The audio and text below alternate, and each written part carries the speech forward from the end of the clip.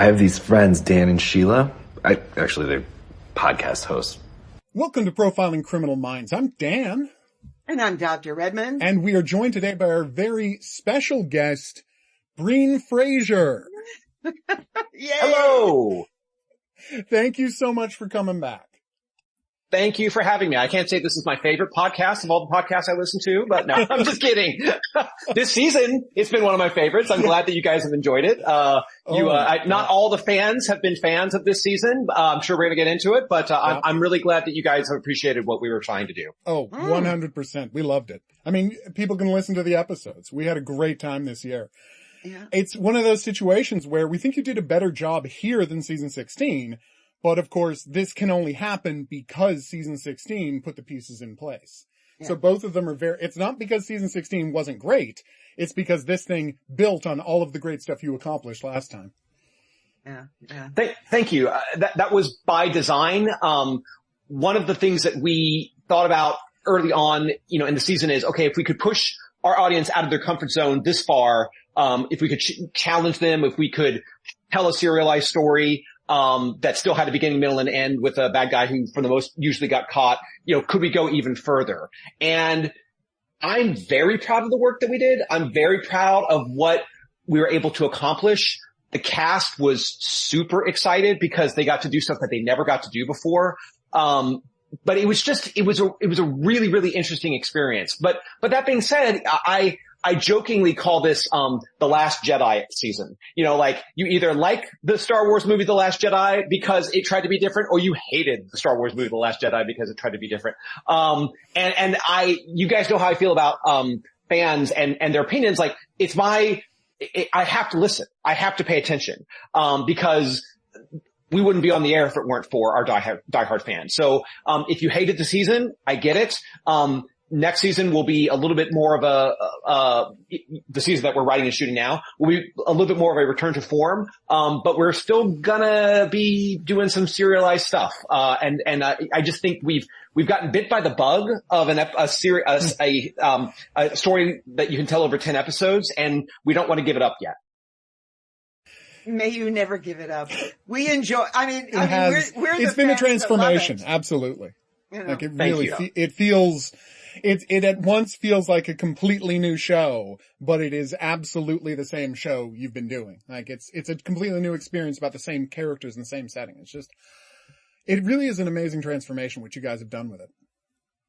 Well, you guys have called it out and said it's because we only do 10 episodes instead of 22. And just from a creative breath that we get to take, it allows us to slow down, look at the stories, make sure that everything is tied together, make sure that stuff that we need in episode 7 was planted correct in episode 5.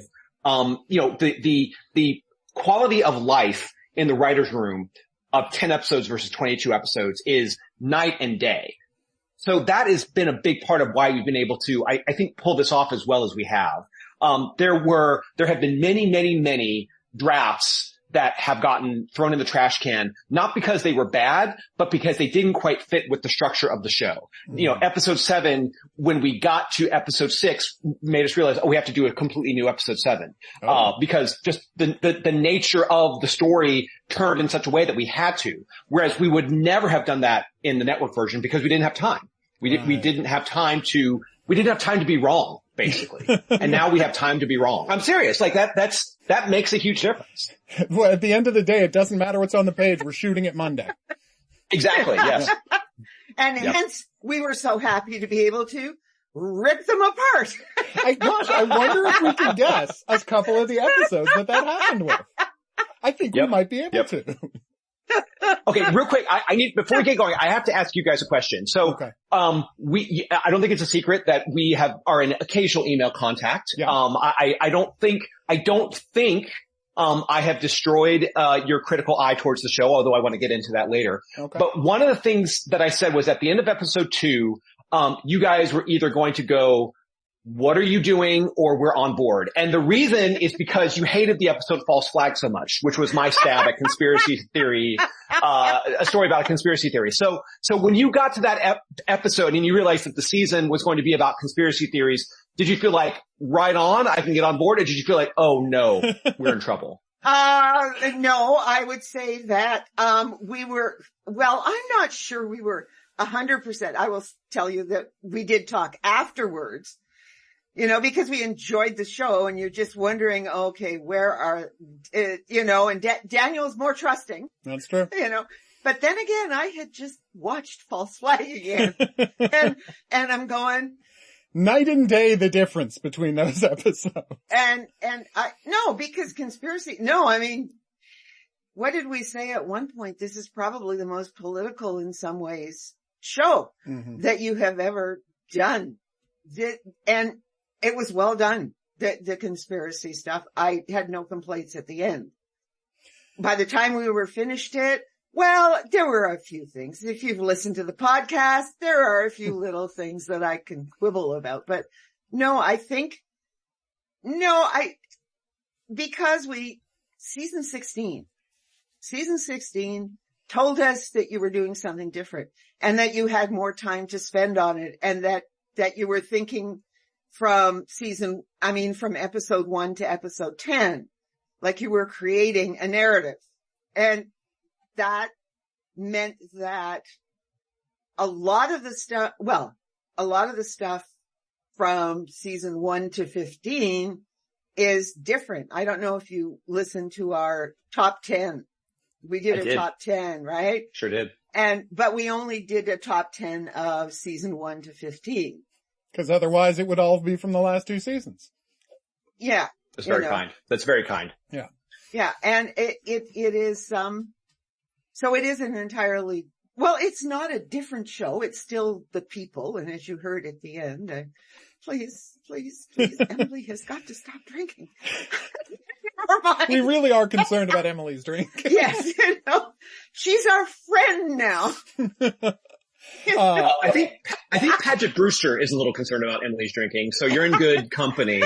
Well, no, but I think the important thing about the conspiracy theories, right, is that last season, fundamentally, and this is something you're free to do now that you have 10 episode seasons.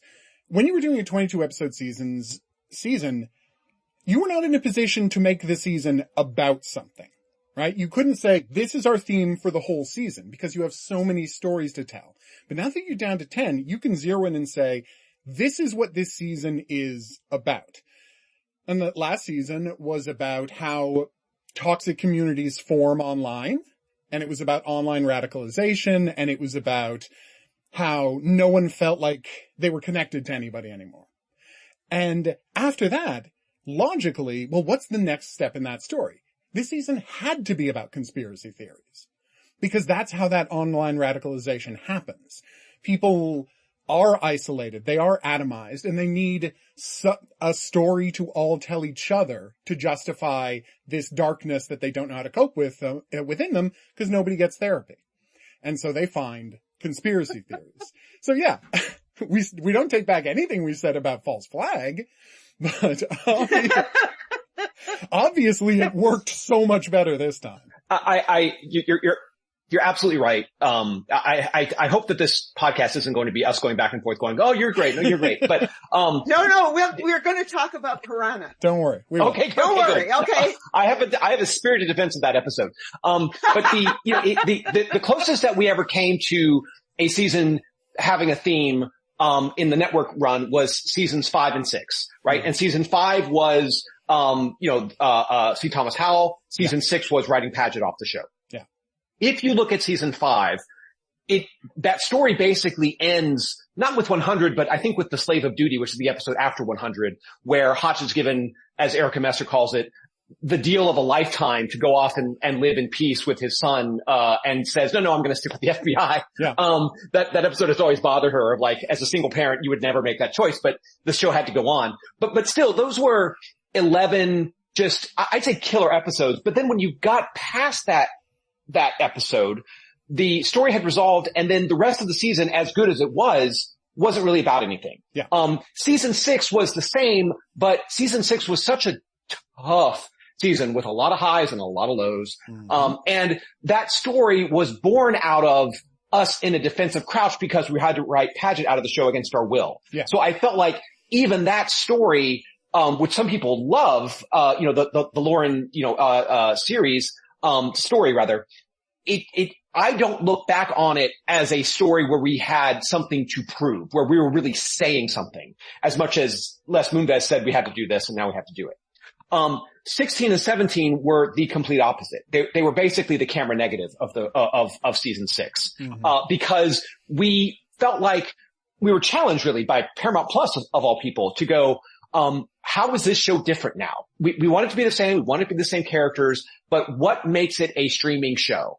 And Erica led the charge, both seasons to go, what is it that we could do that we could never do on the network, on the CBS network? So we said, we're coming out of a pandemic. Let's address that in season 16. And so, the shorter version of what you just said, Dan, is season 16 was our commentary on the pandemic. What is season 17 going to be a commentary on? And we said, well, look at what conspiracy theories are doing to our society. And it just felt like it could be an interesting way for us to talk about something that we're all living through. Now, Sheila, you said that this is the most political we've ever been. You're absolutely right. I wouldn't be surprised if this season doesn't age as well as some of our other seasons because it's so topical. Whereas, I think that the genius of the show, the longevity of the show is you can tune into almost any episode. It doesn't matter. And you can get a satisfying hour of drama. Whereas this season, you sort of have to consume it all. But reruns are kind of going away. So I'm not sure if that's going to be an issue anyway. And I don't think conspiracy theories are going anywhere either. If only they were. Yeah. But I will tell you that I have been pushing, like, we've talked, I don't know if we've talked with you the last time, but there were a lot of people that dropped about season 9 is when they stopped watching. They just couldn't take it. And then there was a whole batch of people who just dropped season 12. Once season 12, once, and so that was it. They had it. And, so I've been talking, people talk to me. Right? About this. I said, just go and watch season 16 and season 17. I said, just give it a shot. Just begin with season 16. It's an entirely different show and it's so much better. Well, on my first day back at work, our project manager comes rushing up to me and telling me that he finally took my advice and he and his wife are hooked. And they've started streaming right back at the beginning again. And I said, well, Go ahead. No, I was going to say, I said, that's not going to make season 10 to 15 any better. What? They'll probably watch it this time. Yeah. As opposed to, and it's other people. Like, and my students, I heard, my students are thrilled that we got our shout out in season 16. Dr. Redmond. I heard it. That might be one of my favorite things that I've ever done on the show. Oh, thank you. Was to plant you guys in there, was to make you two canon. Although in that world, it's a true crime podcast. Exactly. Yeah. I don't, just wait until Dan and Sheila show up as characters. I pitched them. They haven't made it past the draft yet, but they might have shown up in a draft or two. So keep your eyes peeled. Well, I mean, now that Voight's out of jail, he can be a guest on the podcast, Yeah, there you go. The other thing, I think that, well, I just want to talk real quick about what you just said, Sheila. The not so secret special sauce of our show is this cast.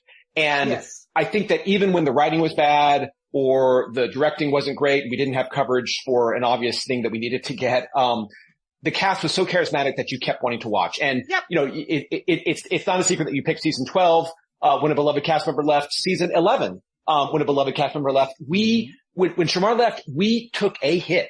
We took a hit. And, in the ratings, we saw it. So I completely understand that. I think that because of the nature of the storytelling now in 16 and 17, if God forbid, Joe or Paget, or Adam wants to leave the show, I think that we would be able to survive that because I just feel like the stories and the storytelling can bear that out, and that's a really, pretty special place to be. Well, we've actually talked about that on the podcast. You know, I mean, Joe's going to retire one day, or one day he's just not going to wake up. I'm at the same age, right? And I'm going, one of these days I'm not going to wake up. You know? Yes. We used to joke that like this show, is Joe Mantegna's retirement. Cause, you know, man doesn't have a lot to do. He shows up at 6 a.m. He gets 3 lines. He hangs out in his trailer. I don't know what he does in the trailer. Crosswords, who knows? But he directs. Cooks his meals, whatever it is he does. And, right? But the thing is, you have taken that joke we used to tell and just completely discarded it with these past 2 seasons of television by giving him so much to do. I wish we could be considered for awards more than we are. The reason that we're not, there's a lot of reasons that we're not, but one of the reasons is that we are a Disney CBS co-production. Yeah. So neither studio conglomerate makes as much money off of us as they would if they owned the show outright. So they don't have a motive to push. Yeah. Exactly. So when it comes time to do things like promote us for awards, they don't do that. The greatest injustice for me is that Joe Mantegna is not in the conversation for Best Actor, because I think he deserves it.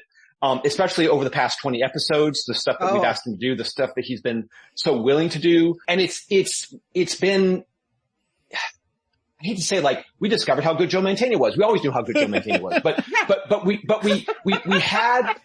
had the creative space to arc out two seasons worth of great story for him. Yeah. You know, and if the entire series of Evolution is about Rossi struggling with grief and aging, that's okay with me. Mm-hmm. I will be more than happy to tell that story, because we have this tool that is like a Swiss Army knife, who can give you, he can give you joy, he can give you grief, he can give you, a wink, he can make you cry. It's really amazing to watch. And you don't want to then give him the read lines, the line, or the long speeches about, how a certain psychology works. Like, what you want him to do is to notice something and have a comment on something emotionally, because that's where the money is. And any actor will tell you that they'd rather do that. Anyone. That's why the guest stars on our show are usually frequently have more fun than our main cast does, because they get to do the crying. They get to do the stabbing. They get to do they get to do the acting from an emotional place. We found it for Joe. I think we're gonna broaden, the emotional, toolkit for the rest of the cast this season. And I can't say anything more than that. Of course. But, it has been a joy to be able to do that for Joe. And we will, whenever you're in doubt, cut to Joe's face, because the audience will be always interested in that. Oh, absolutely. I mean, he's one of the great actors, and he has been for 40 years now. When was House of Games? Like, when was Things Change? Like, House of Games was 86, I think, and Things Change was 87. Yeah. I mean, there's a reason he was Roger Ebert's favorite, actor, and, Searching for Bobby Fischer alone. I saw Homicide in theaters. That's a great movie. We're talking about the David Mamet movie, not the TV series, which is also incredible. Yes. He's phenomenal. Honestly, like, and the thing is, we joke about him, sleepwalking and just showing up, but, when you give him that material, oh my God. Also, it led to one of my favorite scenes in the history of Criminal Minds, Joe Mantegna being there, where I don't know if he was directing the episode or if he just asked you to hire him, but Vincent Gustafaro was there.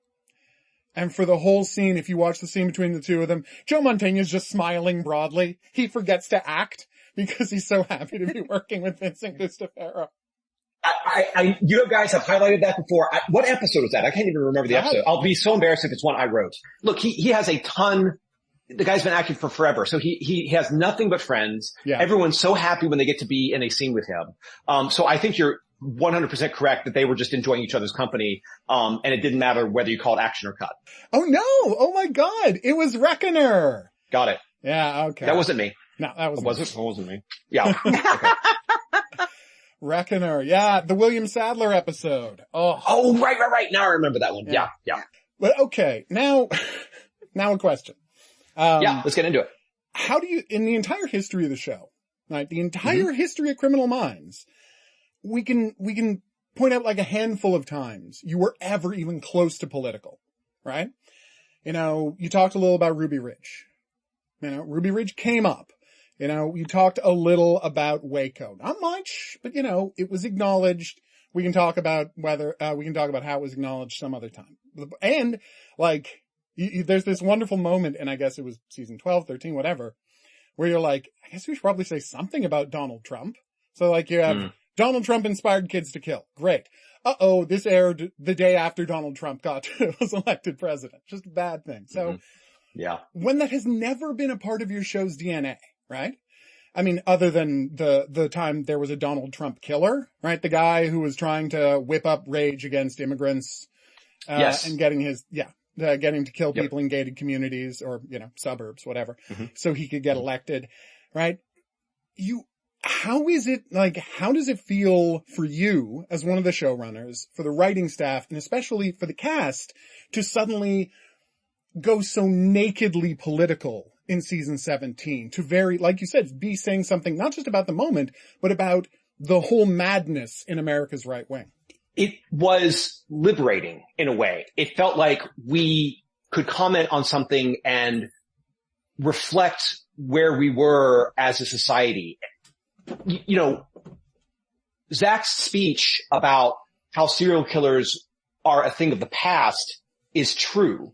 And there's a part of us that frankly just wanted to be current, that wanted to talk about something that was real, that we were all sort of living with and struggling with. Part of the reason that we could never do anything like this on the network, on the CBS network, is that, you know, content follows form. And the form of that network is, you know, the good guys wear white hats, the bad guys wear black hats. So to do something where the FBI is questioning themselves, as they do at the end of episode 6, where you're taking conspiracy theorists and you're not just making them bad guys, they actually have shades of gray. It is a level of complication that CBS simply would not want. Now you could say, well, The Good Wife did it and Evil did it, and you'd be right, but it's just not what they wanted from our show. That's the best way that I can put it. So when we said we kind of want to do this and it's going to be complicated and there's not going to be, you're going to feel for the bad guys and it's not going to be as easy as the previous seasons have been, both ABC and Paramount Plus were like, great, that's fine. Let's do that. Our streaming audience wants that, whereas the network audience might not have wanted that. Now, we are not giving the network audience credit, and I think that's fair. But all I can tell you is what the world of streaming has allowed us to do is to get more complex, is to get more political with a small p, like not a story about politics. We're not The West Wing, but it is a story that is by its nature something that is has a political bent to it, not Republican and Democrat, but how do you manipulate people? The other thing that I liked about it was, and this isn't your question, but this is how I'm answering it. There's a template that the show follows that's very clear. You know, the teaser scare, group talks about it, roundtable talks about the roundtable, you know, cut to credits.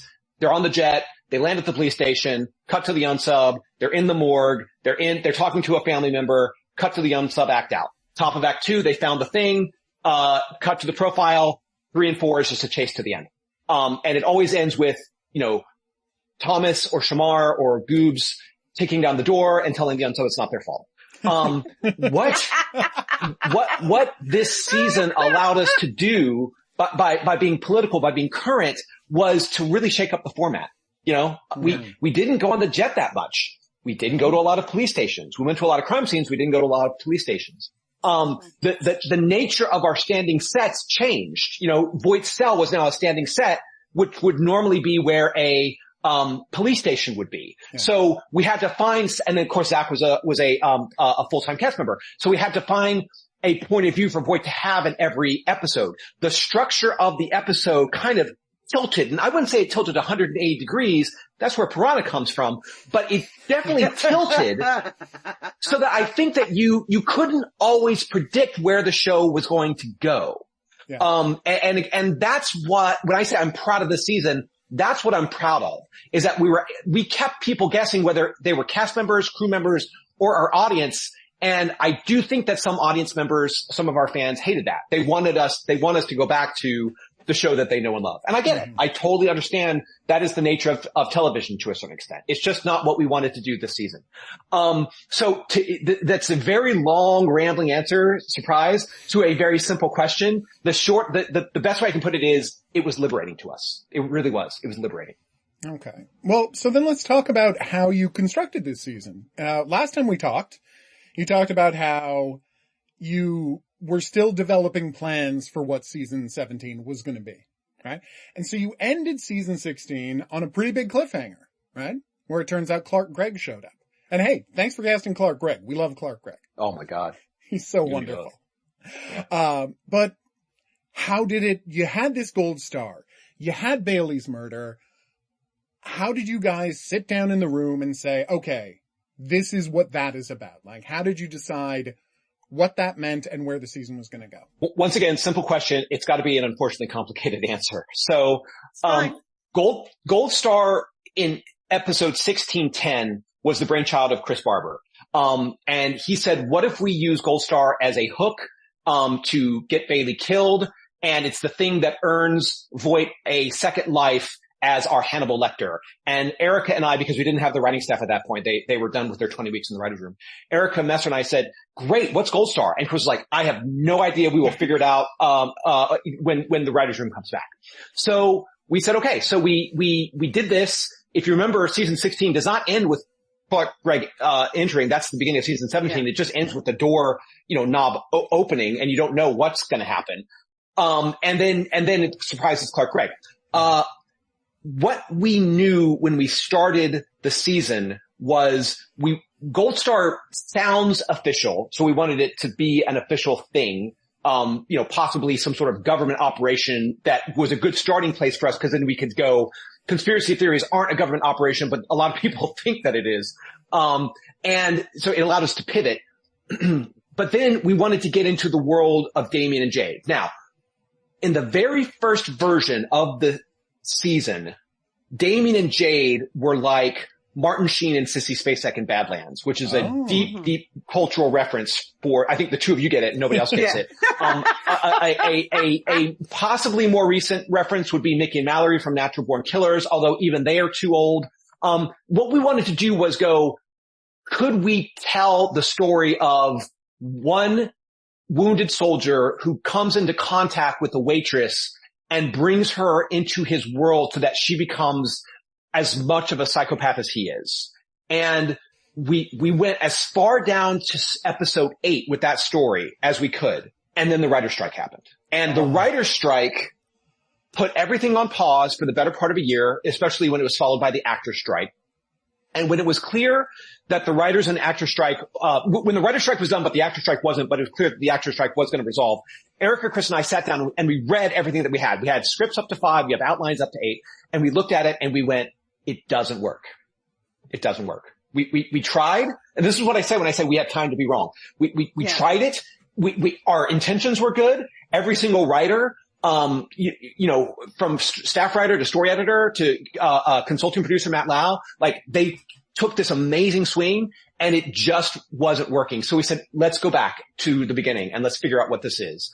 And what if Jade is another member of the conspiracy that Damien thinks he's in? Immediately she is his equal, and suddenly we have a different, partnership, than we thought, but it's one that you don't have to take the time and put the real estate necessary to build up this relationship because it already exists. And I know it's stupid, but from a writing perspective, that kind of change, it allows you to put the story, on hyperspeed in a way that Jade meeting Damien for the first time necessarily slows it down. And Erica also, I have to give her credit. She really nailed this when she said, we got so lucky with the casting of Zach. Like even the character of Voight, if you had read the season 16 scripts before we cast Zach versus the rewrites after we cast Zach, night and day difference because we knew who he was then. She said, you don't get lucky casting that often. Like Zach is kind of a once in a blue moon casting opportunity. So to try to cast two really, really charismatic unsubs who can hold the camera the way Zach holds the camera statistically is going to be very difficult. So by restructuring the season so that Damien is kind of in the shadows until episode 4, and we actually meet him through Jade, who is immediately interesting. And then when they're together, when we get to them in episode 5 and they're having sex in the car, you're just emotionally, you're in. Like you get it emotionally. So it allowed us to just, I joked a lot in the writer's room that we kept stumbling towards victory because that's what it felt like. Like we kept making mistake after mistake, but we learned from our mistakes, which is something we didn't have time to do when we had to do 22 of them, and kept making it better. So it's a weird process. Like in a way, the writer's strike saved us. I mean, who could say that? Who could ever say that? I think the Blacklist had to do an episode that was animated because the writer's strike screwed them so badly. Well, famously, the 2008 writer's strike saved Breaking Bad famously because Jesse was going to get killed off. Same. Yes, that's exactly right. Yeah, I wouldn't put us in that category, but what I would say is that I'm glad we had the process to go down the wrong path and then course correct, because we just never, we wouldn't have done as good a job, as we did. And for those of you who hate the season, just keep that in mind. What was your question, Dan? Did I even answer your question? Yeah, you did actually. How did you decide, what the nature of Gold Star was? And that's what I want to dig further into. Where did the idea of abused kids, a program to create psychopaths, like what was the inspiration for that part of it? Okay, so once again, you called it. The movie Sound of Freedom came out. I saw it. You guys know that I'm obsessed with conspiracy theories. I'm obsessed with, public movements that are wrong, like, the satanic ritual abuse panic. I still feel that the story has yet to be told about the mid 1980s Vietnam vets are still alive in Vietnam conspiracy theory, which was a thing that happened, thanks to, Rambo, Missing in Action, and all that string of movies. You guys remember, we all lived through, the three of us lived through that. Yep. So I really was interested in QAnon, in the Pizzagate, in, all that stuff. And then Sound of Freedom hit, and I watched it and I'm like, this is an effective piece of propaganda. And I don't mean that pejoratively, like this is an effective piece of propaganda. Yeah. And then stories came out about that guy in real life, about the movement, about how much they've done, but also how much they haven't done. How many times they, went into a house and said, we know that there are children being held there, and they're actually, made things worse. And it just felt like that type of thinking is no different than your average unsub thinking. The misperception based on growing up in a world of abuse, that then kind of catalyzes in taking action that is worse than what you actually survived. That just felt like we were living through a societal creation of unsubs. if that makes sense. No, it does, and it's jarring to hear it that way. And then the last thing I just want to bring up is a lot of these people hate the FBI. They hate the FBI. You mentioned Ruby Ridge, you mentioned Waco. As a show that reflects and represents the FBI, we have to be careful, not propagandistic, to use the term I just used, but we have to be careful about how we portray the FBI, in light of those, terrible events. But in this case, we didn't, because they would be natural antagonists to the FBI. They would hate the FBI. They would hate the BAU. And so then to go, and again, North Star was let's create it and fill it in once we figure it out. But when we said, what if North Star meant that the FBI actually did have a role to play? Suddenly we took this thing about conspiracy theories and people who believe in conspiracy theories, and we made them human. We made them three-dimensional. It would have been so easy for us to go, look at those idiots who believe that, Pizzagate is real. Those people are idiots. Ha, ha, ha, ha, ha. If we did that as an audience member, you'd go, even though I agree with it, yeah, exactly. Even though I agree with it, it's not dramatic. But to say, no, wait a minute, we had a role in this, suddenly it just really lifted the entire idea of what the conspiracy theory could be. Yeah. Oh, no. that was a stunning choice. If I didn't say so in the podcast because we were doing it on the run, we were both doing so many other things. And no, I thought that was a brilliant choice. I mean, for us, it also brought up the CIA experiments with LSD for me in Montreal. I mean, I actually knew someone. The experiments that created the Unabomber. Yeah. Exactly. Yeah, that I didn't know it, and that the CIA was, the Harvard, you're talking about the Harvard thing? Yeah. I'm obsessed with that. It was part of a larger program, and some of the biggest stuff was done at McGill, my alma mater, in Montreal. Like it's amazing the stuff that happened there. They're like, we can destroy personalities. Great. What are you going to do then? Exactly. We thought, it was a good choice. Like, when I think about it, when I'm listening to you, I'm going, I feel even better about the season. Thank you.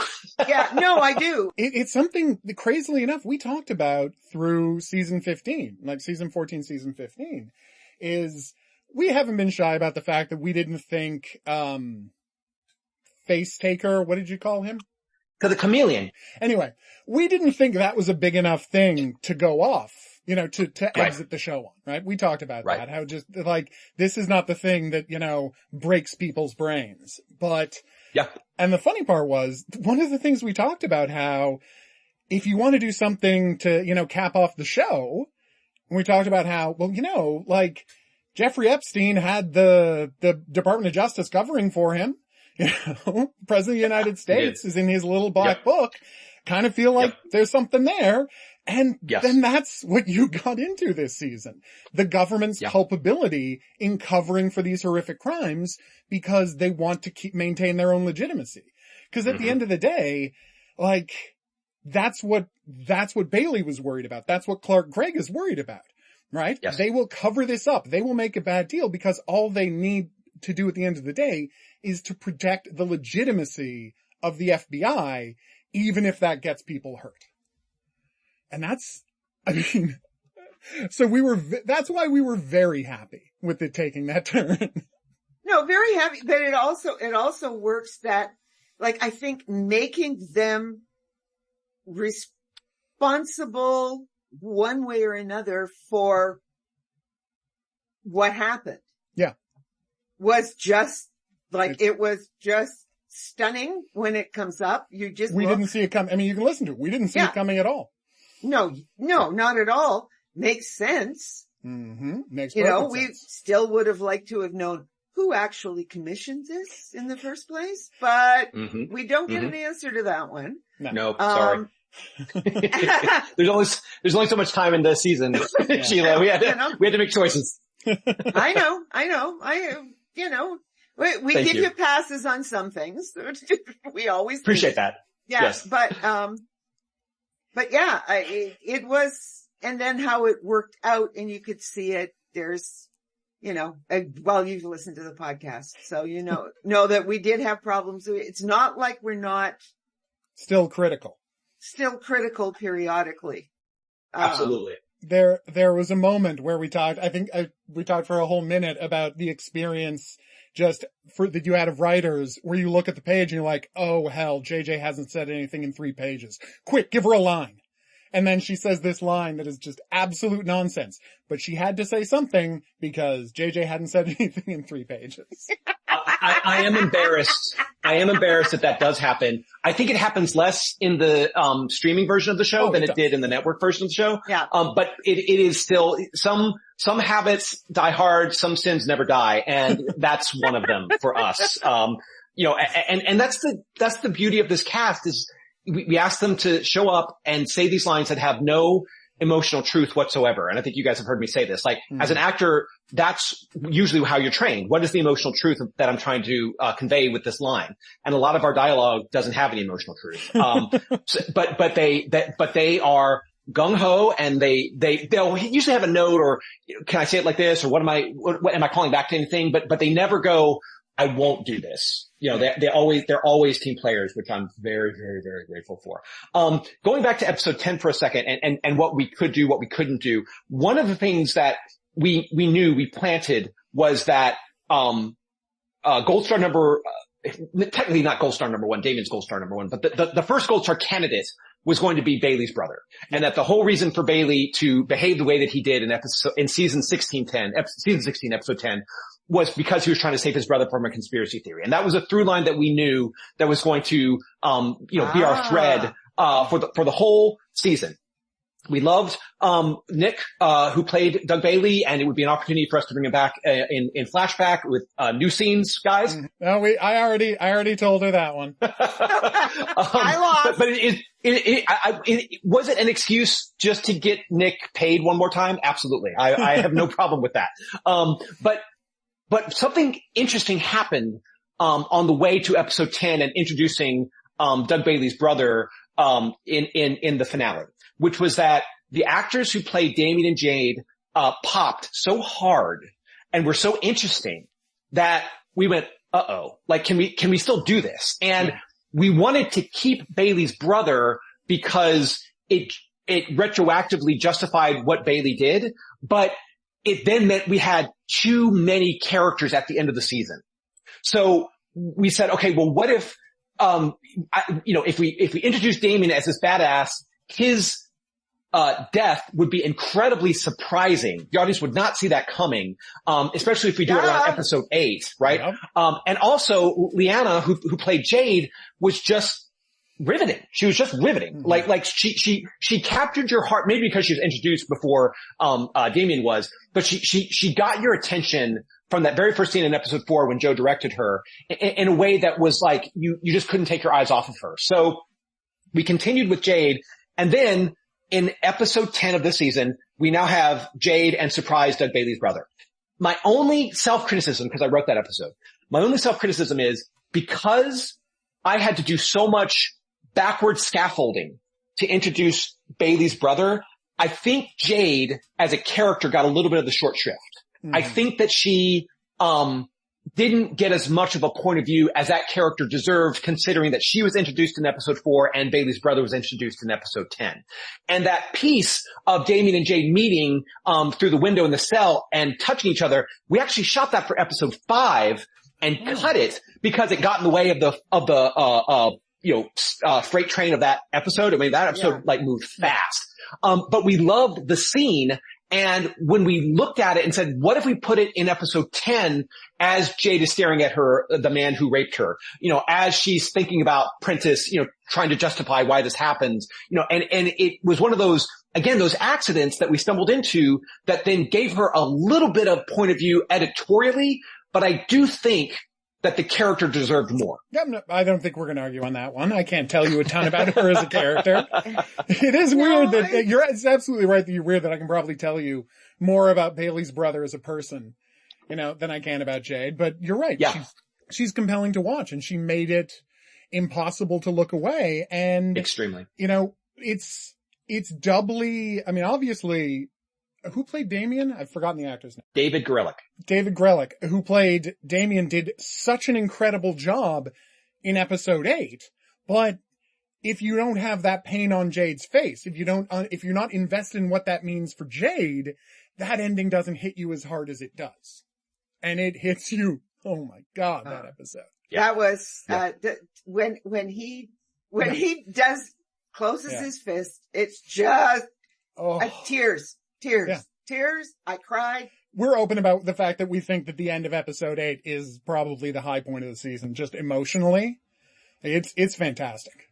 It was so hard to watch. Oh, I agree with you. And I think that we can't dismiss, Felicity Huffman and her performance. Well, we were definitely going to get to Jill.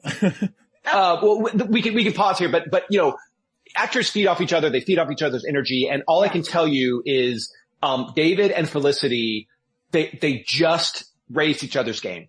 Yeah. Just the takes between them just got better and better and better. And we get to use the best version of those takes in the cut so that, it's emotionally cumulative, right guys? So that when he closes his fist, it's not just, he closed his fist. It's you're buying, it's the whole journey that gets him to close his fist so that you understand why he did it. When you understand that he killed this man, the only man. Yeah. The only person who was there for him in his whole life. and then it's just, he can't go on anymore. And it is. It was rough in a good way. Rough in a good way. Yeah. No. I mean, rough in the best way. Yes. Yeah. But speaking of Felicity Huffman. Okay. We've got this Saw question. Well, no, the Saw question. Is she named after Jill from Saw? Cause in the Saw movies, there's a very abrupt thing. They make the mistake of killing off Jigsaw at the end of 3, and they're like, what do we do now? Oh yeah, he's got a never before mentioned wife named Jill, who's now gonna do a bunch of stuff. I'm like, wait, that's exactly what happened on Criminal Minds. A never before mentioned wife named Jill. Is that an accident? No, I think, I wish I could say we were that, smart and that meta. No, I think we just thought Jason and Jill Gideon just sounded good to us, and sometimes it comes down to alliteration. So that's, I'm sorry to disappoint. I really am. But I think that's where the name came from. So we love, I mean, you heard the episodes. We love the character Jill, but we especially love the character Jill because she is every infuriating thing about academics, all wrapped up in this package. And we love how accurately it's portrayed, how much she means well, but is the absolute worst. We adore it. Yes. That is a little bit by design. It felt like, what kind of personality would Jason Gideon be interested in? That's the question that drove a lot of the character, a lot of her little quirks.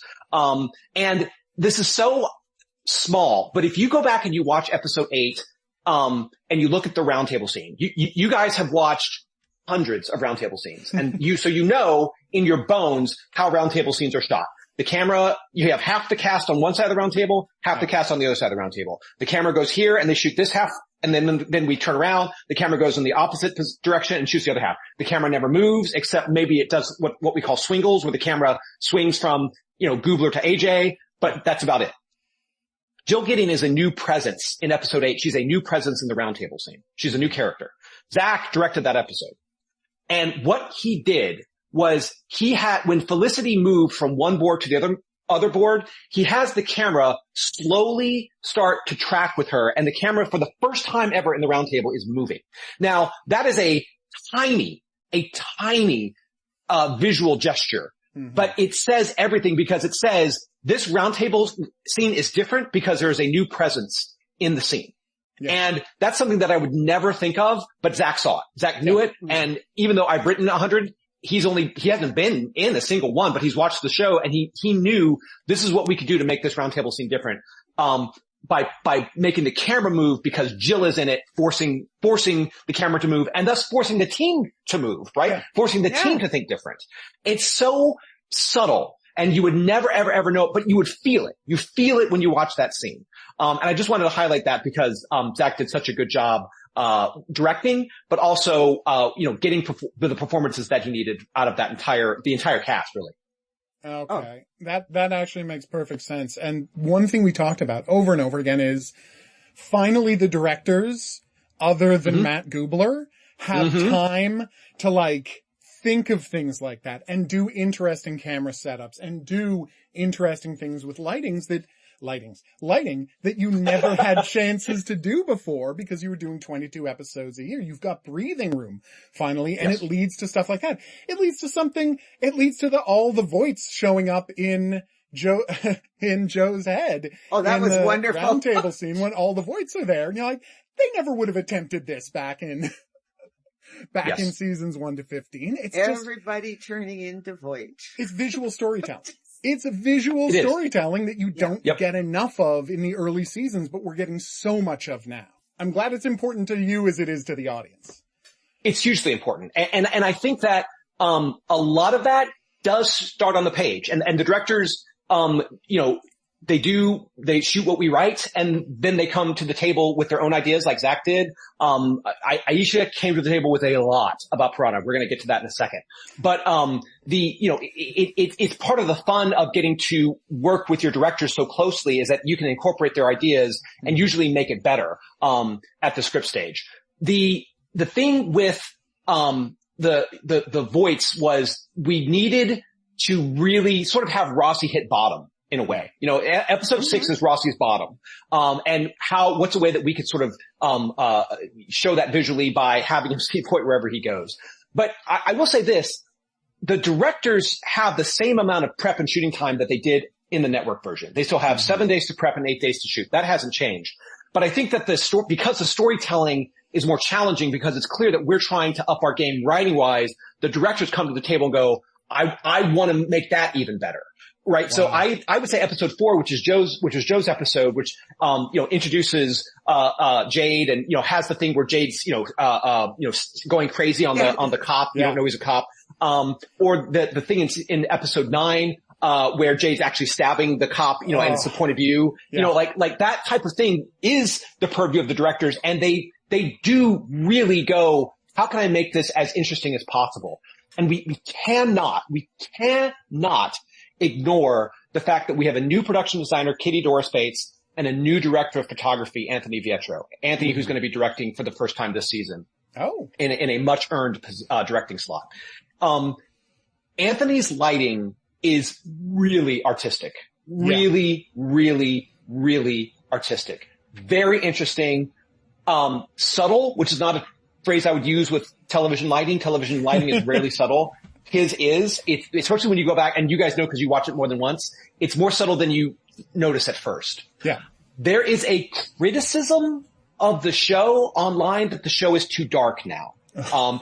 I hear that criticism. I mean, literally, physically too dark. It is physically too dark, yeah. I hear that criticism, but I want to pose a counter argument, which is that all of our television is coming down a pipe now, right? It's coming down a tube, for lack of a better term, as opposed to coming over the airwaves, through our antennas. And one way that certain streamers can save money is by shrinking the tube. Is by compressing the data, if you understand what I'm saying, compressing the data that goes through the tube and comes out the other end and appears on your TV screens. And I'm not accusing anybody of this. I'm just saying this is a factor of our streaming lives right now. It's why Netflix movies all look the same. It's why, other shows, look the same, look similar to each other. What we see at what is called the mixed playback stage, which is where the show is projected and, we have all the channels of all the sound and, it is, all I can tell you is it's not dark. When we look at the uncompressed footage, you can see everything clearly. So what's happening is when what is lighting, what is, direct photography except painting with light, right?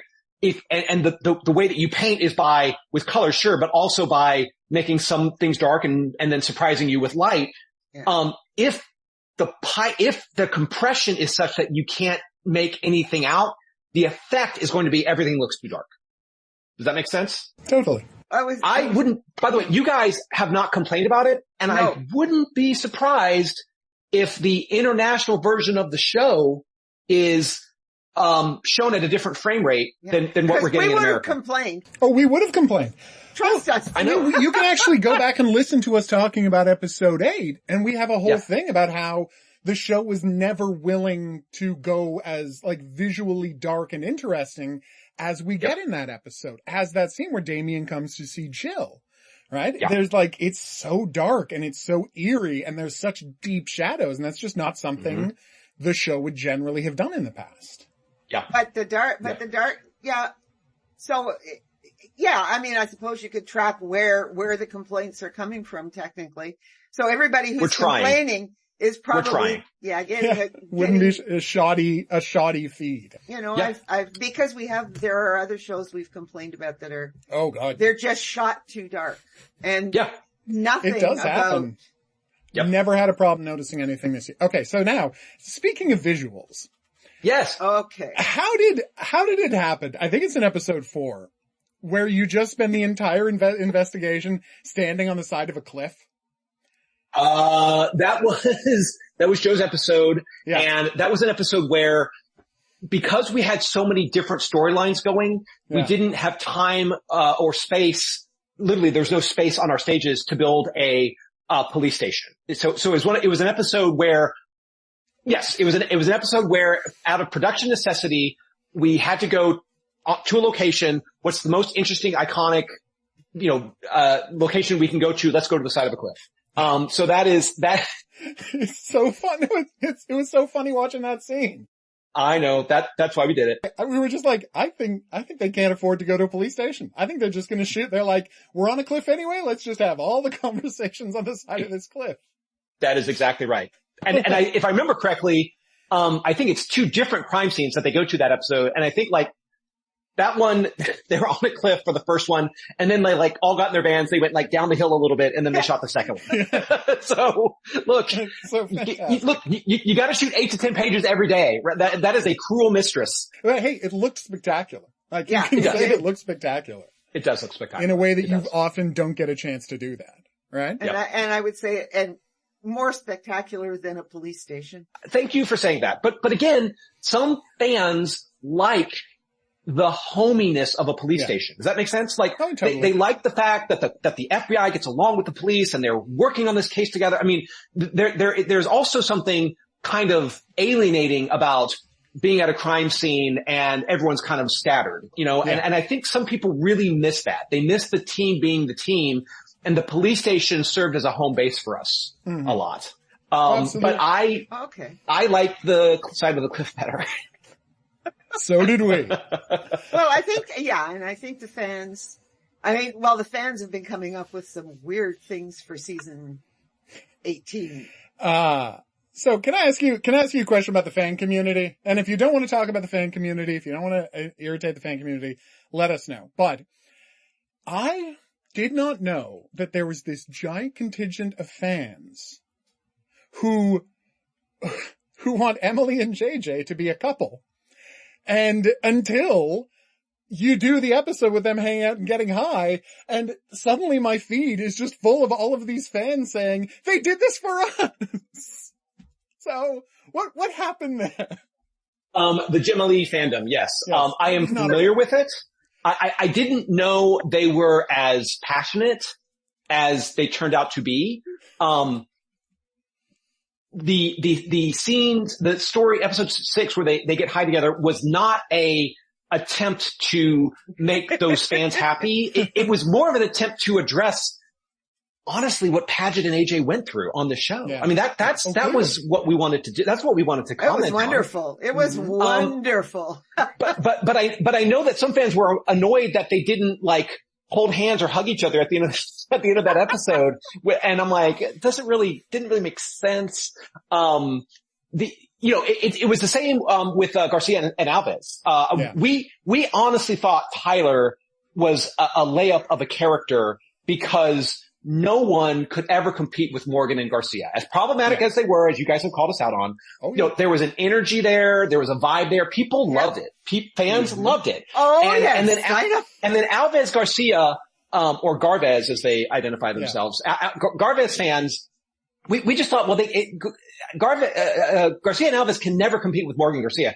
But it turns out that they did. And it turns out that people really got invested in the two of them, I think because it was clearly a healthier dynamic than Morgan Garcia, which is what you guys have also commented on. It's what we said at the first time, that it's like, you've got a non-toxic version of this relationship. Right. So then when Tyler comes in, those fans were upset. They were understandably, legitimately upset. And we thought that episode 6, again, would be sort of an interesting way for us to explore that dynamic, where the triangles become a quadrangle, become a septangle, when Tyler's ex, comments on the Alves Garcia, dynamic. So it just became this way, another way for us to go back to where we started the conversation, a way for us to do something we could never do on the network version of the show, which is make the, relationships messy. That's super interesting to us, to make it messier and messier, which we're going to continue to do in season 18, whether you like it or not. It becomes more fun, and the actors, they get to play more stuff. Kirsten alone, we talk about Joe, but Kirsten gets to do more than just be the girl behind the computer.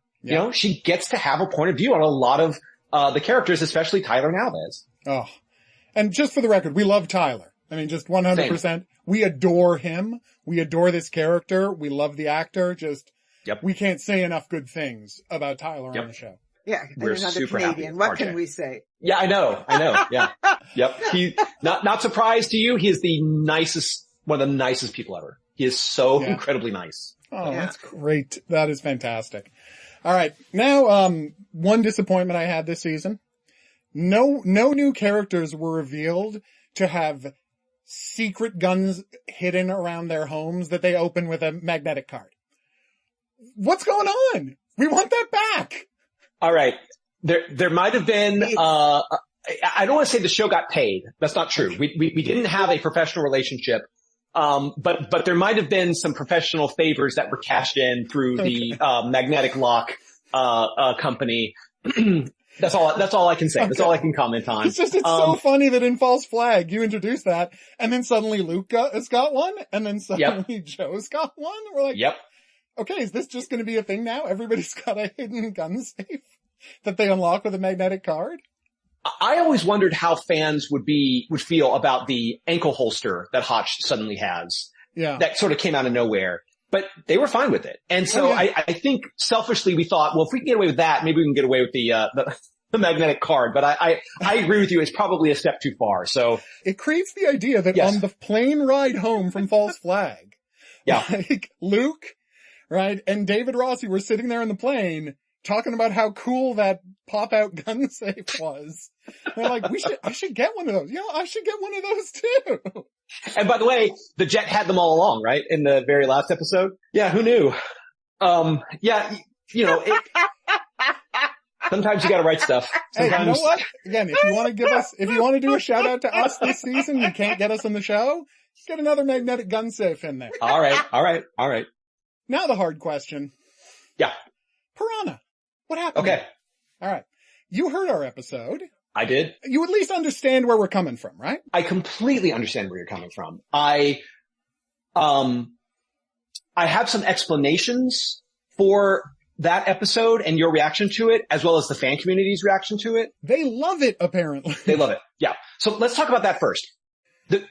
I think that if you watch this show and you go, okay, this show is different, I have to get my head around the fact that it's different. Then Piranha comes along and you go, oh, thank God there's the show that I love. I think a big part of the fan reaction is that was definitely the most, old form Criminal Minds that we have done last season.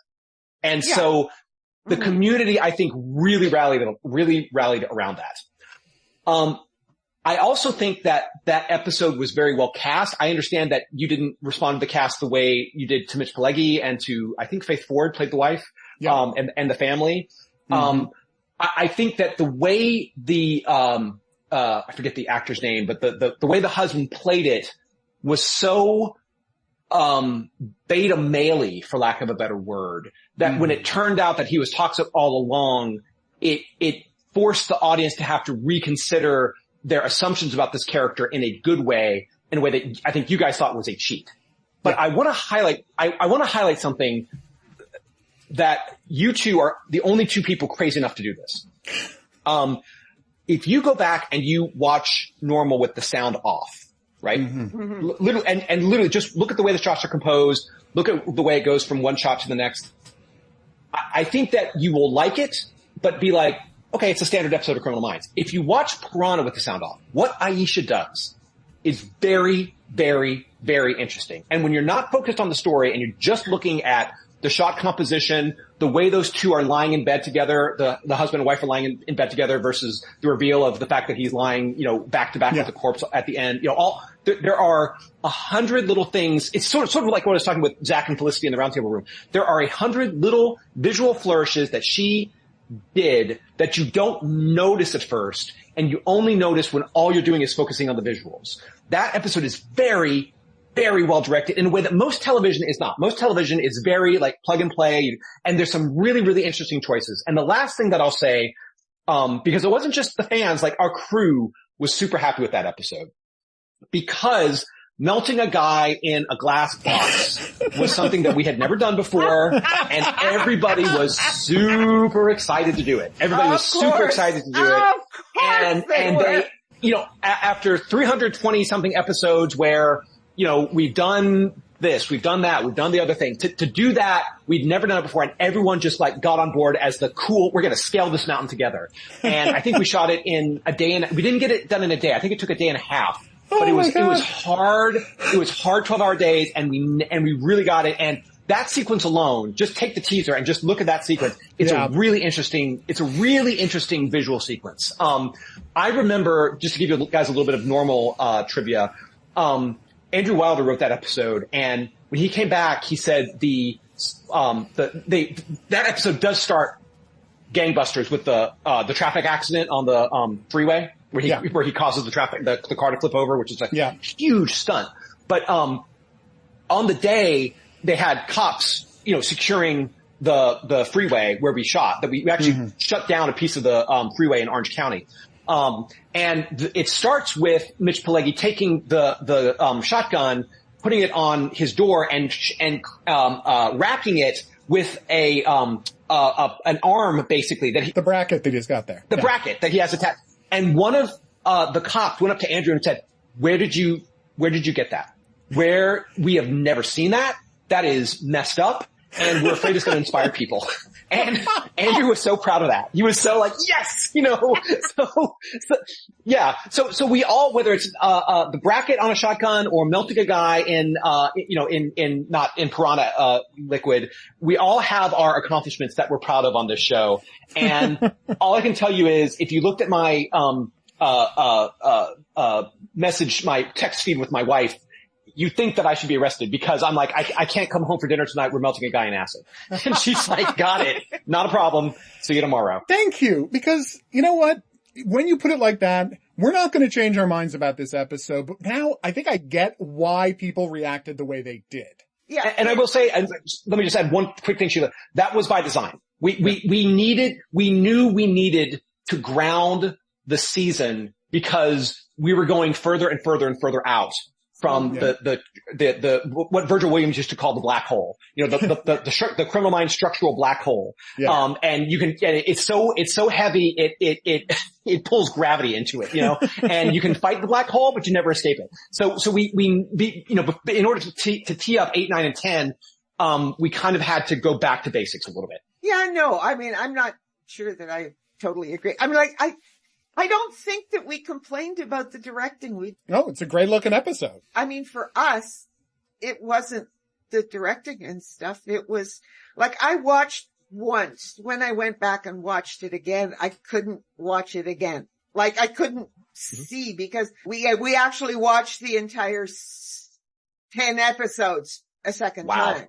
Wow. Thank you. And, I couldn't, and that is testimony to just how effective it was, right? When he takes his wife down, he takes the corpse down for God's sake, because he is so delusional completely.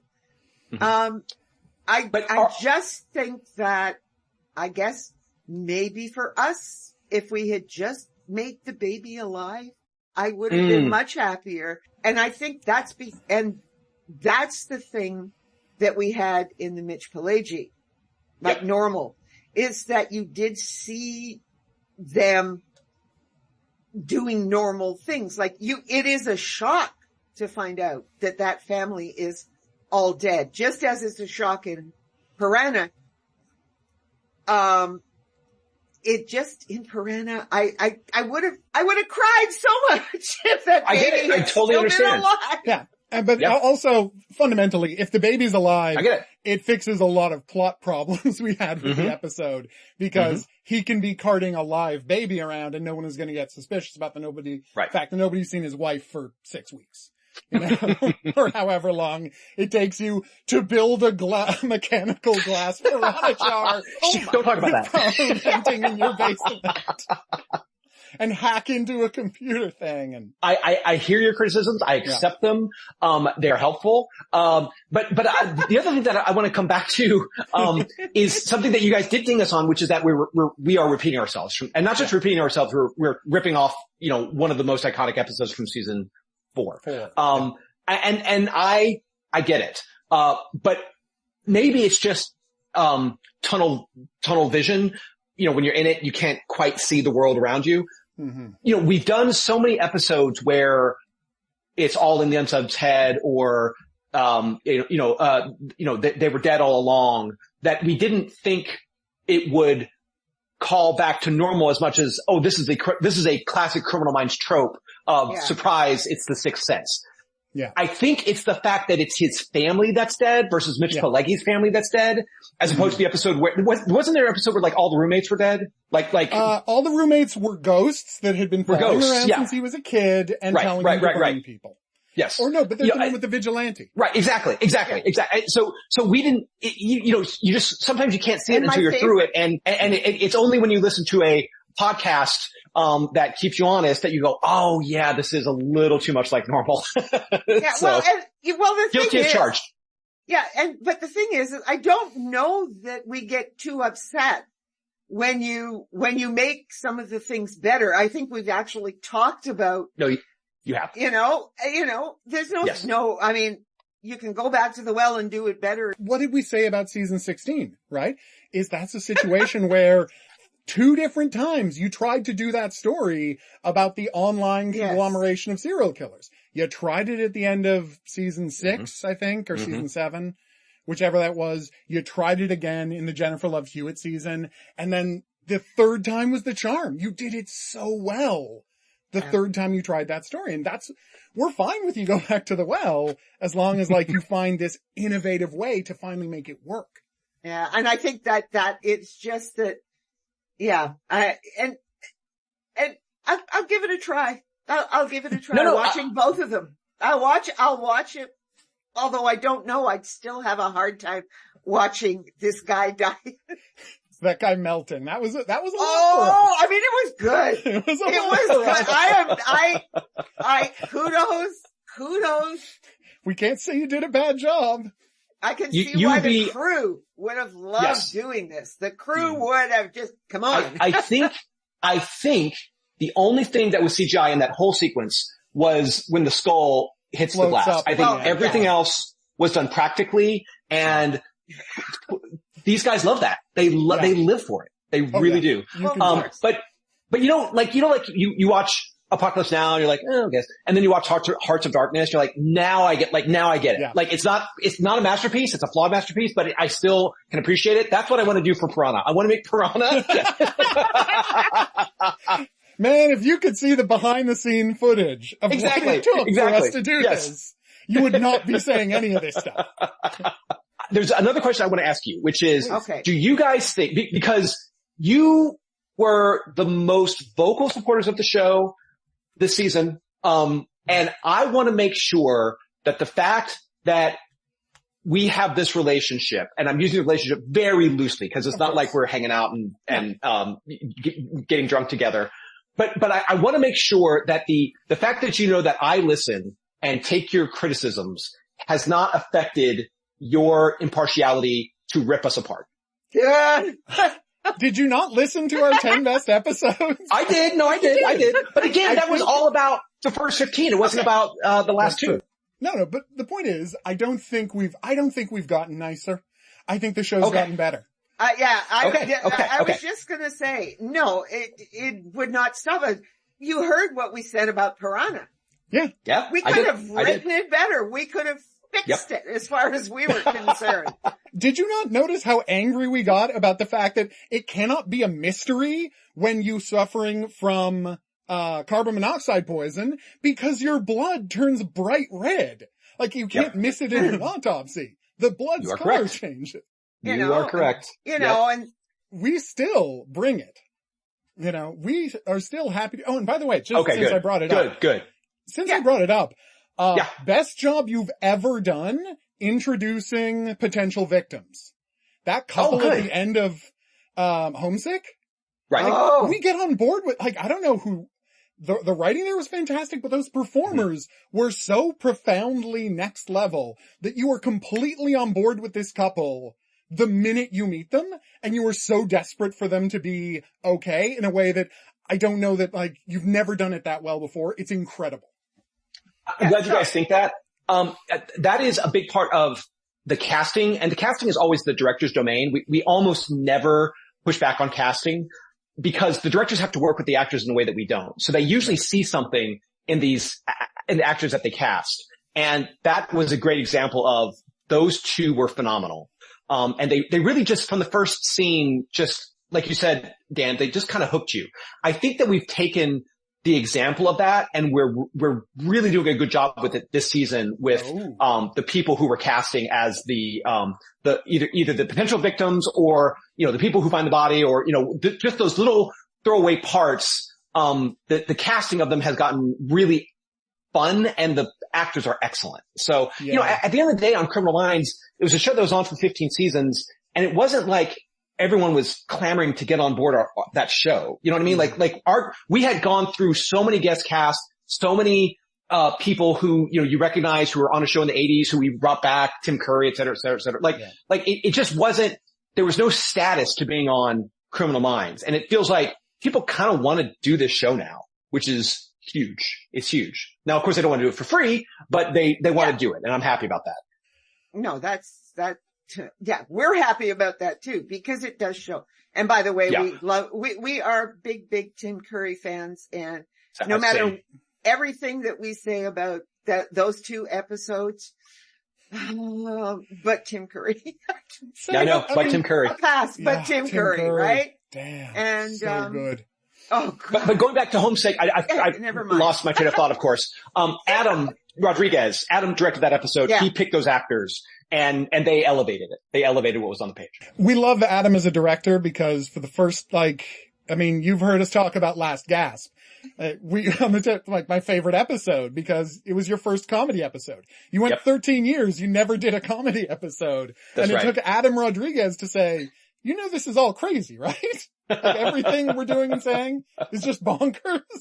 And I love it so much. Oh, yeah. That was Adam. It was also us in the writer's room finally venting what you said, whether it's the way Matthew Gray Googler wears his gun, or whether it's, how this actually works. The fact that he looks like a male model and everyone, but that's such a fine line, because you get too meta and then the audience is like, yeah, but I like that.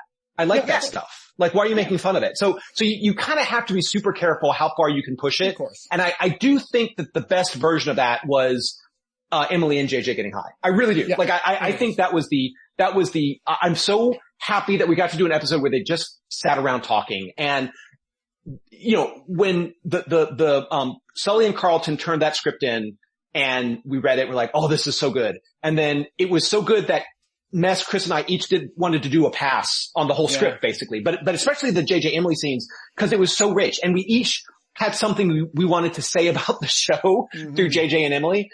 Well, no, and we talked about it when we were watching that episode about how great it was, because the last time when JJ, left, you guys got them somehow to let you put in just a monologue about how much it sucked that they were forcing her to leave. And that's in the episode, and it's amazing. Yeah. So it was great to see a callback to that, right? And to have these characters talking about the experience. I remember that experience very well. Because Erica wrote that episode, and that was her primal scream at the unfairness of what was happening to this. Yeah. Mm-hmm. Yeah. And I remember after the table, AJ, at the table read, AJ had trouble not breaking down as she was reading. It was a 2-page monologue. It was two pages uninterrupted. And we got through it. And then at the end, Joe stood up and basically, talked about how special AJ was to the show, and how she was not going to be replaced.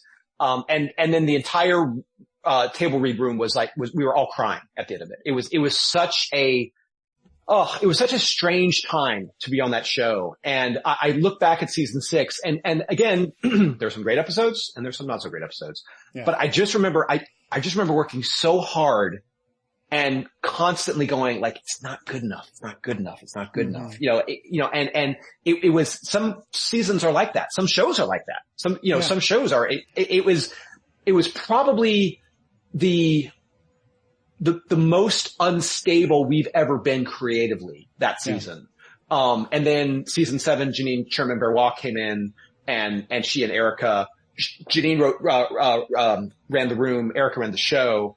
And it just like, they streamlined everything. And suddenly, again, the quality of the episodes, that's for you guys to judge, but the process got better. Yeah. It just became like, it became a happy show, where we actually enjoyed seeing each other and coming to work. And thank the fans for bringing JJ back. Yes, That's right. But how does it feel, right, to be on the show where you sat down and you got to have this primal scream, this fight against the unfairness, this calling out this horrible situation. And then to be able to come back 13 years later and have a whole scene be about, well, we won. I can't put it into words. And all I can tell you is Erica, Chris, and I think we're starting to see ourselves and our lives and what we've gone through on screen, and I know that sounds highfalutin or intellectually masturbatory, but there are times where I go back and I look at an episode and I go, oh, that's when my second son was born. And what I was working out was my fear of being a father. And so now we get to do this thing where the characters get to comment on the history of their lives. Yeah. And what it allows the cast to do is bring an emotional depth. For the first time, they get to do what every other actor on television does and bring emotional honesty to the scene. So that they get to elevate every single scene that they're in because they're talking about something that's real to them. They're talking about something that's incredibly real to them. And so I was there, when they were doing that scene, and there were times where sometimes it got a little funny, sometimes it got a little giggly. I'm talking about the scene, especially where JJ said, yeah, but we survived. And then there were times when you could tell that the actresses weren't talking about the characters of Princess and JJ anymore. They're talking about their own experience. You could see it in the energy of their performance. And that's, of course, the takes that we used. Joe has not suffered the loss of a wife, but he has suffered loss, and he can put that in the grief that he has with Crystal, and then his frustration, whatever his personal frustrations are with his, profession, and it comes out in his scenes with Zach. And I'm not, in no way am I saying like Joe is frustrated professionally. That's not what I'm saying. I'm saying the frustrations that we all feel can come out in the scenes with Zach. No, I say what? Dave is frustrated with his Dave. Yes, exactly. So it's unheard of in a way. It's unheard of. And it comes back to the fact that this show has consistently danced between the raindrops somehow. There is no world where we should still be on the air after 18 years. It just shouldn't happen. And yet it has. And have I talked to you about the life cycles of the show? Have I talked to you guys about that? No. So we start off, right, as the show that Mandy Patinkin is on and the show that kills women, right? And then suddenly we're the show that is beating Lost in the ratings, which was like, no one could imagine that happening. Then Mandy leaves and Joe comes on board. And that's when the first life cycle of the show hits because people are watching it Wednesday night at 9:00. Then we get into syndication, and people are finding it when they're like sick at home, turning on Court TV or Ion or something, and they watch like 8 or 10 episodes in a row and they get hooked. So syndication is life cycle number 2. Life cycle number 3 is when we were on Netflix, and I had so many parents come up to me and go, my child is obsessed with your show. And it was the strangest thing. And now we're in life cycle number 4 where we are somehow existing, and I think doing quite well from what I understand, in the streaming model. This show that everyone looked at originally as, oh, it's just another clone of CSI. We've outlived them all. We've outlived them all. We've outlived the reboot of CSI.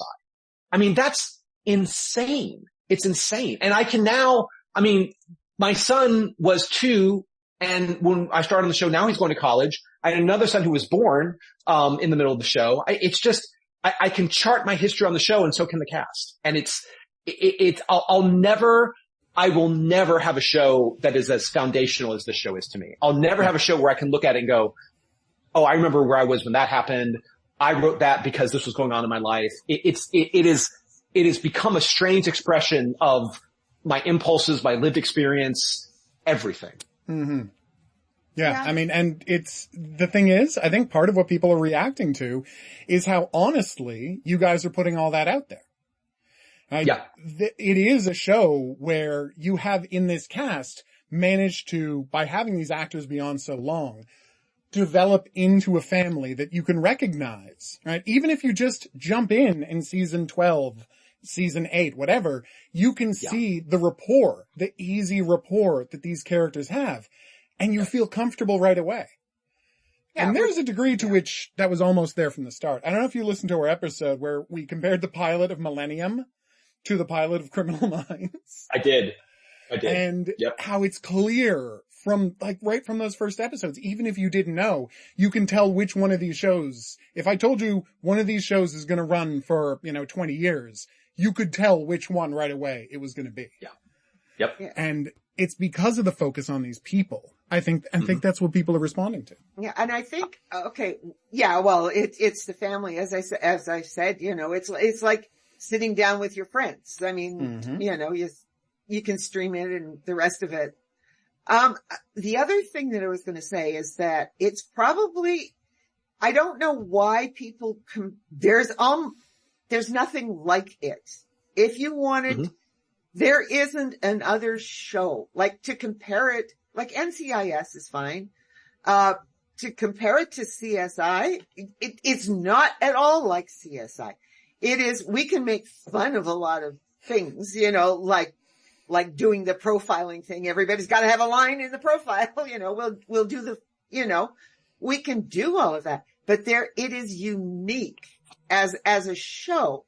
The other thing is that we're doing something right now called Those Who Kill, which is Danish.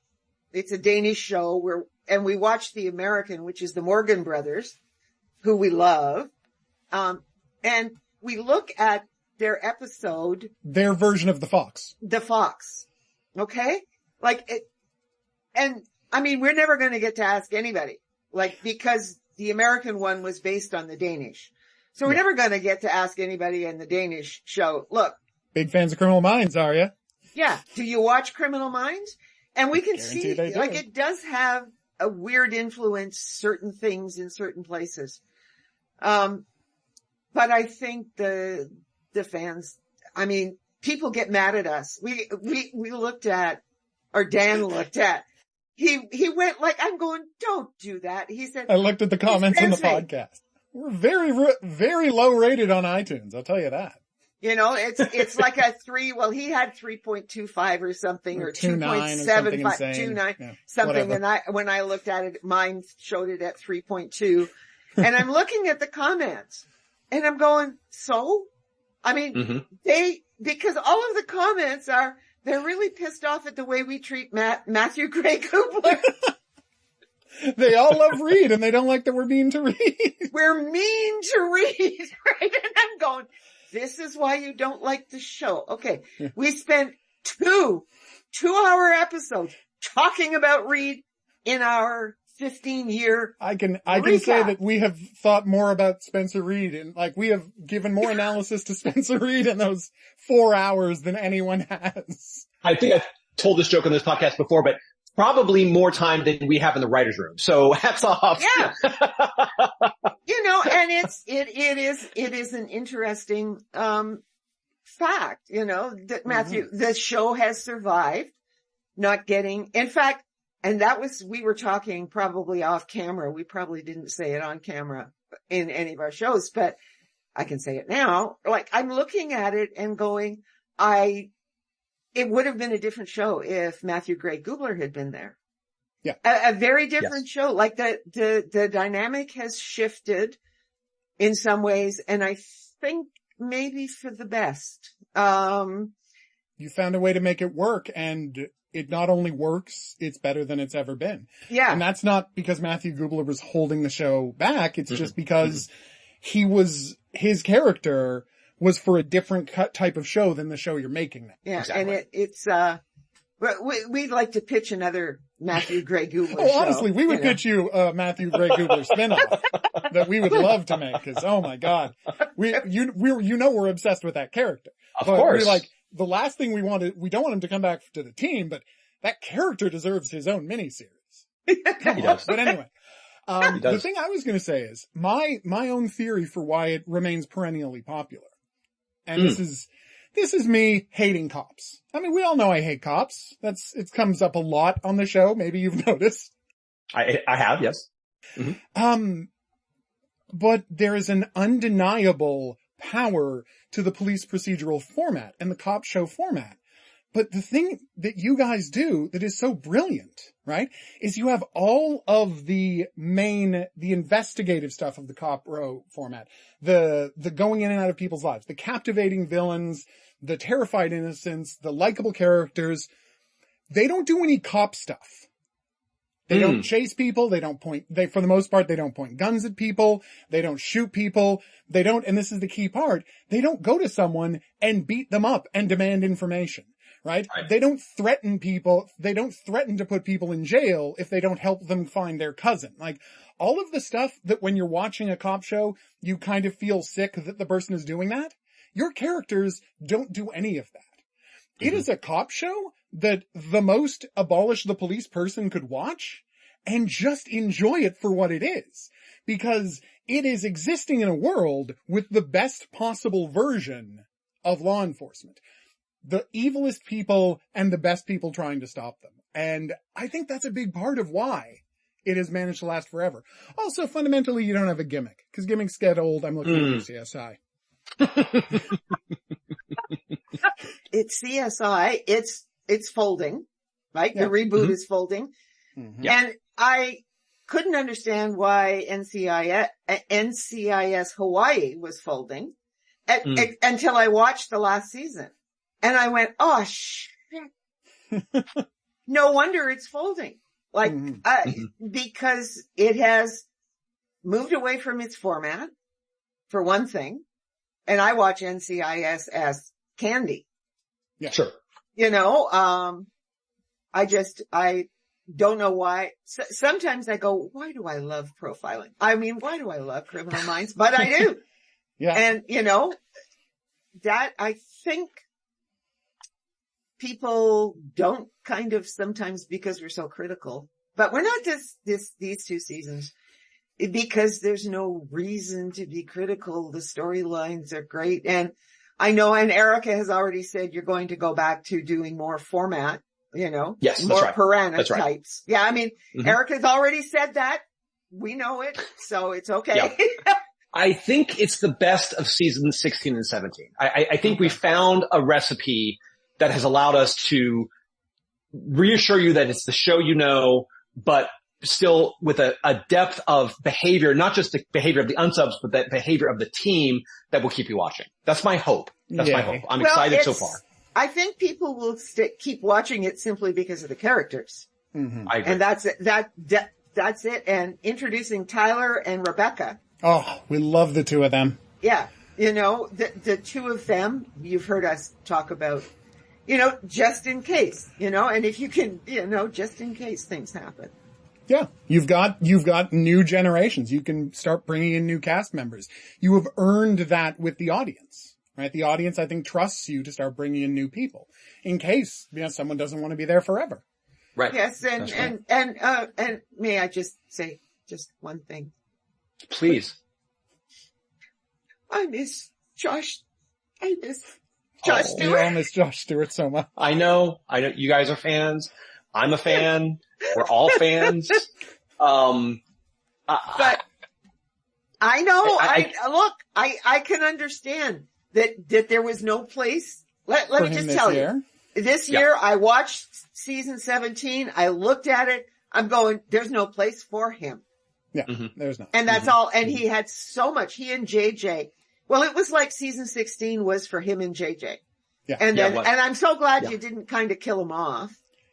You know, so that we could bemoan the fact that JJ was acting like an idiot because, you know, he wasn't around. Right. To stabilize her. You know, we can make those cracks too. But yeah, no, I understood it. After I watched the season, I understood it. And we still miss him though. Well, we watched Shooter. So we watched the show Shooter. Oh my. Just to get your Josh Stewart fix? Just to get our Josh Stewart. Well, no, the funniest part was, a disaster. You might enjoy listening to that episode because I found out he was on Shooter and I didn't tell her he was on Shooter. So I'm like, we're going to watch a show and I'm not going to tell you why we're watching the show. So she had to suffer through the whole first season of the show Shooter just to get to Josh Stewart. And then miraculously, he just takes over the whole show. Like it's weird. If you watch the season of Shooter, it's like halfway through it, it seems like the production team would rather be making a show about him than about Ryan Phillippe. And it's like, they keep cutting back to him. It's like, what's he up to? You know, what's that character doing? It's a very weird experience. I think that's a testament to his incredible acting. You know, there were a lot of reasons that we couldn't quite make it work. We tried. And it was just one of those things that we couldn't, there's only so much, you know, space. I keep using the word real estate, but that really is an apt metaphor. There's only so much real estate. Although I will not say we weren't annoyed that when, I get it. JJ, no, not about Josh Stewart, that JJ neglected to mention when she's talking about, you know, what the job has done. You met your husband there, JJ. Bring that up. You've only got kids because you did this job, JJ. But she's JJ, you know, I mean, that's a fair point.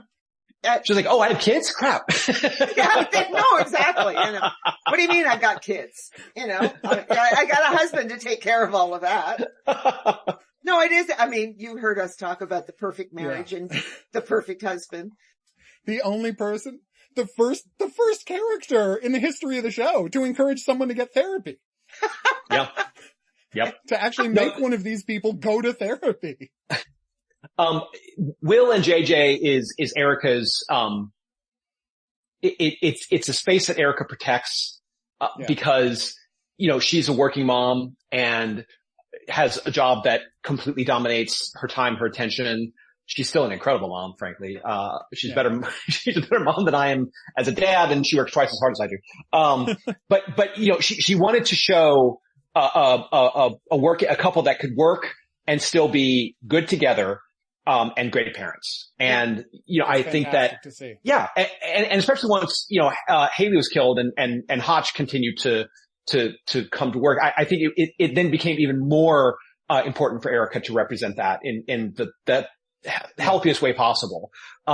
Because I think that if, it's different for dads than it is for moms to go to work.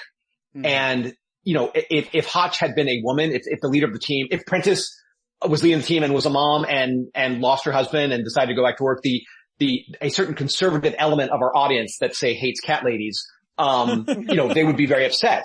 You know, they'd be very upset about that. And it's a double standard. It's an unfair double standard. But it's one that I think has borne out a lot of really good drama and stories for the two of them. And honestly, it's unbelievably, when you say that about Hotch coming back, you mentioned that earlier, about how, you know, he could have just gone off and lived, but it's like, this is what we talk about with meta characters on the podcast all the time. It's completely consistent with who Hotch is. That of course he couldn't stop. You know, of course that man couldn't stop. And again, you guys, that's what it still blows me away when we ask you these questions and you guys are like, oh no, we never talked about that. We never thought about that. But you built these incredibly consistent characters without ever sitting down and having a conversation about who they were. And it just happened organically because you all knew who these characters were as you deepened their personalities further and further. Exactly. And that was very much by design at the beginning of season 16. Yeah. You know, clear. Where can we take these characters? Where haven't they gone? What makes sense with what we've established? A little bit of where can we cheat? You know, suddenly Tara's a lesbian, but I feel like I don't think that that's that big of a cheat. Hey, let's stop erasing bisexual people. Bisexual. I should say she's bisexual. Excuse me. Let's stop erasing right. bisexuality here, people. It's fine. But you're 1000% correct. Don't at me, please. But I feel like that sort of shift in the character, it's not like, you buy it in the world, I think. Have you gotten any blowback on that? No, not on that. In fact, if anything, it's been nothing but huge support. It's just that they're so good together. They are. Oh, we love them as a couple. Yeah, they are. They're great. Maybe my favorite moment the entire season was Rebecca like, I obviously can't be trusted. I'm going to walk out of this room. I wish that we could do for Tara and Rebecca what we have been able to do for Will and JJ, which is see them at home. But with Will and JJ, it took us several years. I mean, it was a culmination of several years before we finally could really get to season 16 where they have their own dedicated location and we wanted to follow them home. I think we're going to get there with Tara and Rebecca. I just feel that there's maybe it's just because I see them in between takes and there's a warmth between the actors that I think comes across on screen, and you want to just sort of live in that for a while. You want to marinate in it. So like, if we could do another, episode 6, another like, let's just follow the characters, as they go on their own way for an episode. I would love to do one that's just dedicated to Tara and Rebecca. Oh, I think we would love that. Yeah. That we're such fans of that couple. Same. Like no hesitation. It's some of our favorite stuff has been their interactions these past 2 years. Well, yeah, simply I guess that some of the things that we used to complain about, I mean, you've got Tara there now pushing therapy. Yeah. Right? I mean, she is. I mean, because that's, for heaven's sakes, she should be pushing therapy. Given what David has been through, yeah. Yeah, Also, she is a therapist. Yeah, she was a therapist, right? The character. Yeah. And therefore, 9.5 hours a day, Dave. 9.5 hours a week of therapy is what this man needs. Yeah, wait. Still probably not enough. Yeah. Yeah, and because Dave's got so many problems, as we have discussed. Man, got a lot of issues. But it is, I think, the fact that you can talk about these characters and you can, it's people got attached to soap operas, for example, because of the characters. Yeah. And in this way, we've got 18 years, 19, I'm just trying to think because there was the writer's strike and the stuff. So it covered more than, when did it start? 2004? 2006. 2004? Was it 2004? No. 2006? When did the show start? When did the show start? 2004.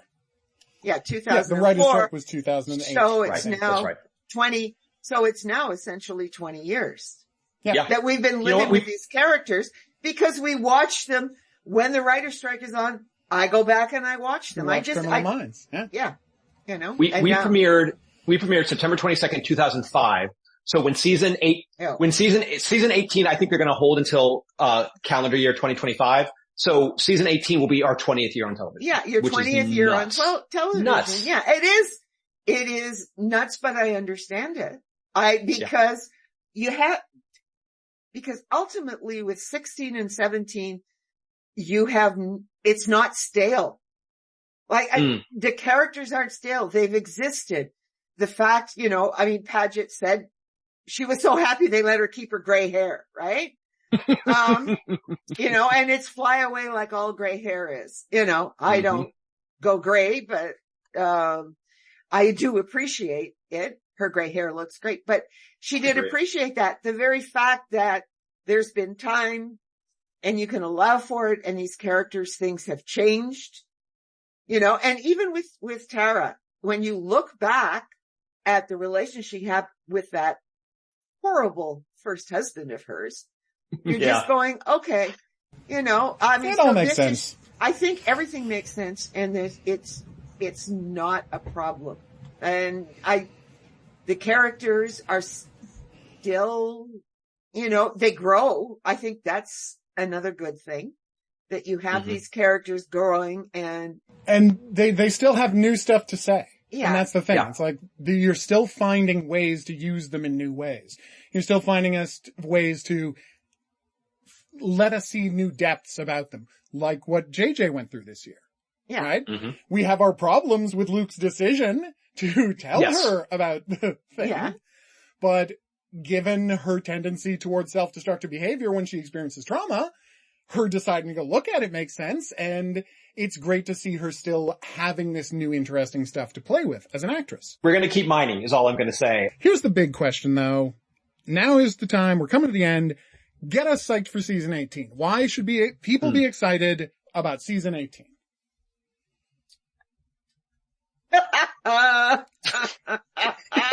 So sorry. That's not a good start to. That's not a good start to the answer to your question. Last time we asked you this, you didn't know what season 17 was, and there ended up being a writer's strike. This time, you're already shooting the thing. We are. Yep. We had a weekend off between the end of season 17 and the writer's room starting for season 18. That's how long Erica and Chris and I had. And what happened was we knew what we wanted to do with the overall shape of the season, but the writers came to the table just as excited as when they left. And they had some killer ideas for cases of the week. And then Erica and Chris and I had an idea for how to shape it for an overall narrative so that what I think we're doing is the best of season 16 and the best of season 17. And apologies if I'm repeating myself from earlier in the podcast. I think that the show is really at its best because we're doing the show that I've always wanted to do, which is characters who are flawed chasing monsters. And I use monsters, metaphorically, but what we have found is that when you make it difficult for the characters, when you put them in some sort of emotional conflict or crisis or difficulty or struggle, that can be just as interesting as the fact that there's a serial killer out there killing men, women, and children. And I think in the network version of the show, we didn't always get there. It was always, the monster was always more interesting than the characters. What they were doing was more compelling. And while you liked the fact that Thomas Gibson and Matthew Gray Gubler and Shamar Moore were out there, they couldn't be as complex and dynamic as the unsubs could be. Mm-hmm. And this season, I think we have really found a way to make our team as interesting and complex and dynamic as the unsubs. And I think that's why you should watch season 18. And you thought you didn't have a good reason. Come on, that's a great reason to watch this show. Yep, great reason. And now the real question from all the fans, the thing they most want to know, is Paul F. Tompkins going to be back? God. Oh, if Patrick Brewster had her way, he'd be in every episode. They are incredibly good friends. He brings a joy to the set, and he brings a lightness to the scenes that if I could put him in every episode, I would. He's a spice that I think you have to be careful with. Right. Because then it becomes Cousin Oliver syndrome, and he becomes the character that the writers clearly love. Well, actually, Cousin Oliver is the wrong metaphor. He becomes the character that writers clearly love because he gets to make fun of the team in a way. Yeah. But then he ruins the emotional reality of the show. So you have to be careful about it. It made sense to bring his character back last season because he is a conspiracy theorist, and it suddenly became so much fun for us to go, what if he suddenly starts making sense and Prentice is the one who sounds crazy? we knew that's where we wanted to go with that character. But he'll be back. I can't promise in what capacity he'll be back. I don't think he'll be back in season 18. Fingers crossed for beyond that. Okay. Well, I know there's a big fan base out there of the Paul F. Tompkin heads, so fingers crossed. Same. I'm part of the fan club. I'm part of the fan club. Okay, good. All right. Seriously, once again, thank you so much for doing this. It is always a pleasure. We love getting these behind the scenes look, and honestly, just appreciate that you put so much work into caring about this show, because that makes it feel like all of us fans, like that we're justified in caring about the show because you love it even more than we do. Thank you. And I just want to say you guys keep us honest. So keep keeping us honest. Okay. Well, no problem there. I mean it. As always, we're never going to stop complaining about Criminal Minds. Good. Like imagine like, if we ever have a season where we don't complain, you'll have reached peak television. Yeah. I think 4 Horsemen will come across the will come across the horizon. Hell is frozen over. Yeah. Yes, and do you know what? They're gonna come in from the west. Because that's where the sun sets. That was me. I wrote that. Yeah, that's all me. That was me. Don't blame the writer. That was my contribution, and I have to take all the blame. So, okay, that's what I want to hear. This is the part where I tell you to send us any tips for what to watch at profilingcriminalminds@gmail.com. But in addition to that, Breen has offered to come back for a Q&A episode. So, if you have any questions about Criminal Minds that you'd love to get his take on, send us those at profilingcriminalminds@gmail.com. Try to keep them short because we have to read them to him. And once he's done filming season 18, we will circle back around to some of those questions. For now, though, we'll see you back here next week for the start of Those Who Kill, a show that was briefly mentioned during this interview. So that should be a blast. But until then, I'll say that's right. Au revoir.